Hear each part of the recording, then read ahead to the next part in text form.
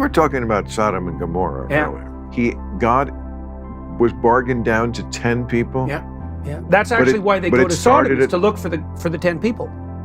But it started at 40? Started at 40. I mean, I just love the way they love the Bible, and it's the greatest book, and they swear on it, but it has these things that are like comically stupid and corrupt. I mean, God is so corrupt in the Bible. I mean, you can bargain with humans. You know, he does things that are so capricious and cruel and, you know, petty. I mean, he's very Trumpian. That was actually something I wanted to talk to you today about. I love it. Bill Maher thinks the Bible is comically stupid and corrupt. What you're about to see is Jordan Peterson seemingly starting to change Bill Maher's mind right on camera. Now you have to stay for the final few moments to really get the effect, but it's worth it. Watch. You're an academic. So there's a very interesting idea that lurks behind the notion that you can establish a covenant with God. And you can tell me what you make of this. It's like it's a reflection of the fact that human beings bargain with fate all the time. We bargain with the future all the time. So and here's how we do it. So, and this is what you teach your kids.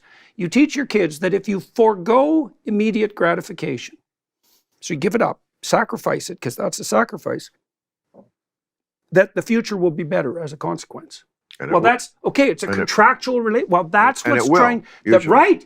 That's the thing that's so interesting, is that it actually will. If you don't have that piece of cake tonight, you'll be healthier tomorrow. Right. And if you don't go off and play with your friends immediately after school, but play the piano for 20 minutes, then in 10 years, when you're actually a musician, all sorts of okay. But this is something that's very uniquely human, because human beings have learned that if we give up, there are certain forms of immediate gratification.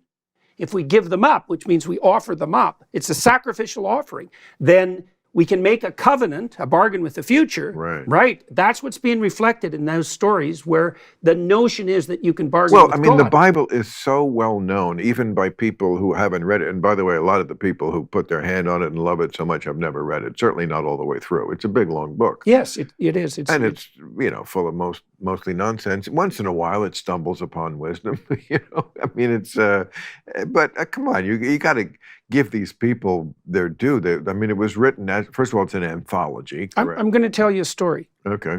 Yeah, so Maher injects here some of his mocking atheist rhetoric, and we will come back to that. But what Peterson says here is true.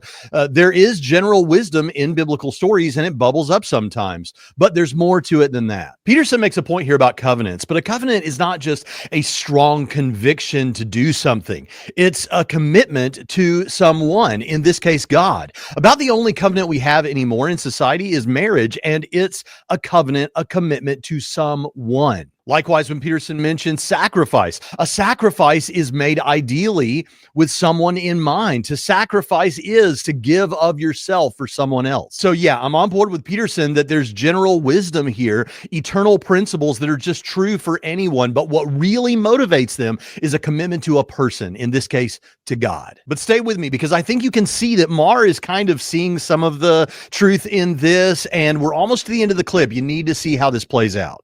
Tell me what you think about Bible story. This is Jordan Peterson's I love your Bible stories. Okay, this is a Bible story. So I've been looking at the story of Jonah. Yeah. Well, this is a story that you'll appreciate. So here's what happens to Jonah.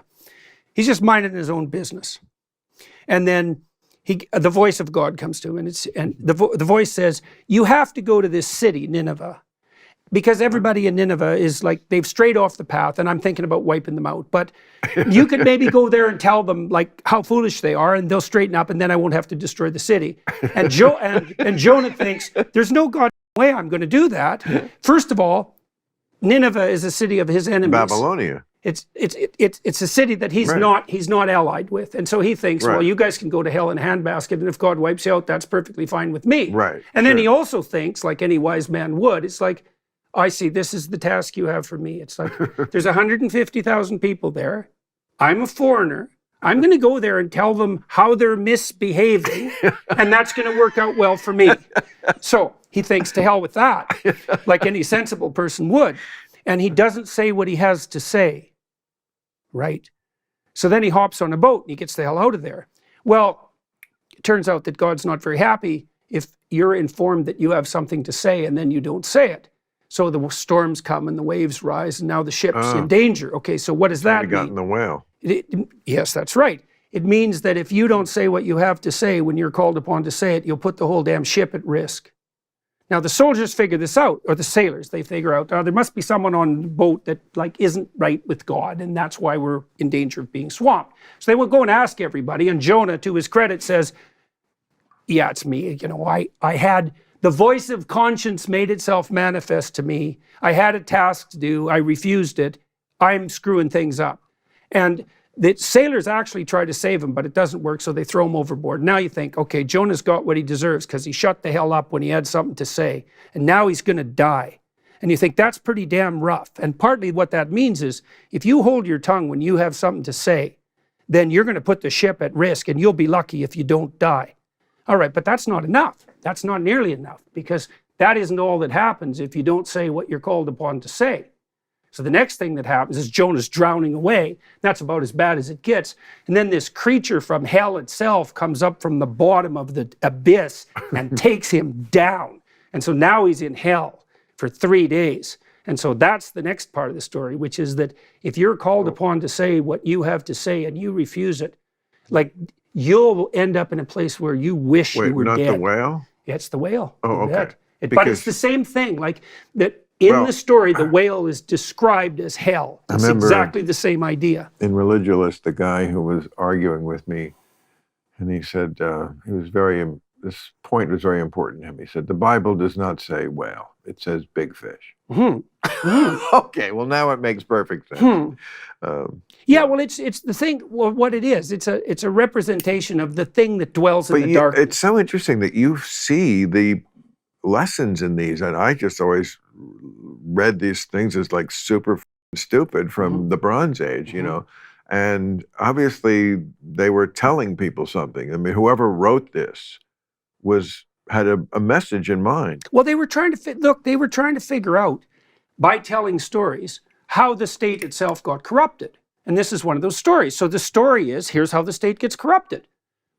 You're called upon to tell your fellow man, enemy or not, when they're not behaving properly. When your conscience tells you to do that, you're called upon to do that. If you don't do that, the whole ship will start to rock. But do you think the ancients who were reading this at the time, and they read the story about he gets swallowed by the big fish or the whale, you think they got this message? They were like, yeah, but what this really means is when you're called upon, excuse me, I'm talking, when you're called upon, then you step up and do it. No, I would say it's a step, and it's a dreamlike step in the developing of understanding. So before you fully understand something, you can represent it in a story. Right? It's kind of halfway. A kid will start to understand something by acting it out. They may. I mean, they may have gotten it, or they may have gotten it on an unconscious level. Right? They got it at an implicit level, which is what you, that's what you get when you watch a story, is you get it at an implicit level. And it's actually very powerful, right? I mean, when people go to movies, most of the time, most people, when they go to movies, don't sit around afterwards and discuss what the movie meant. They just enjoy the story. Right. But that doesn't mean they didn't learn anything. It just means they don't reflect on what they learned. Now, the people who came up with these stories, they were telling the stories because the stories were really interesting. But the question, there's a deeper question, is, well, why the hell was that story interesting? And why was it remembered? And so what happens to Jonah is that he's in the whale for 3 days. And then he thinks, now I'm in hell. Okay, I'm gonna repent of my inadequacy. I'm willing to say what I have to say. So the whale spits him up on the beach. Then he goes to Nineveh, and he tells everybody what the hell they're doing wrong, and God decides to spare the city. And so for me, this story encapsulates... It's a win-win. It's a little hard on Jonah.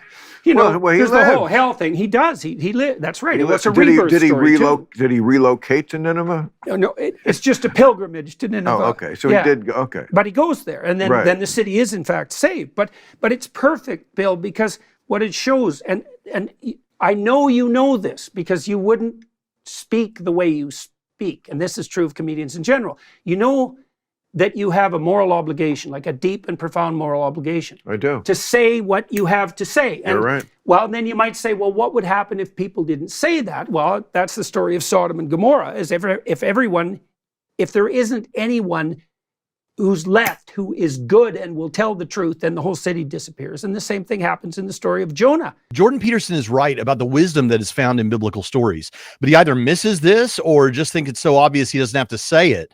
And the point is, commitment for commitment's sake won't really get you very far. Sacrifice for sacrifice's sake will only get you so far. But commitment and sacrifice that is motivated by a deep commitment to someone can have the staying power, the engine to get you all the way to where you need to be. In this case, that commitment, that staying power is motivated by a relationship with God. Rather than telling you what Peterson says here is wrong, I'm telling you what Peterson says is incomplete. Commit yourself to the creator of the whole universe, and you'll have all the motivation that you need to keep your commitments and make that sacrifice to let your voice be heard when the master calls.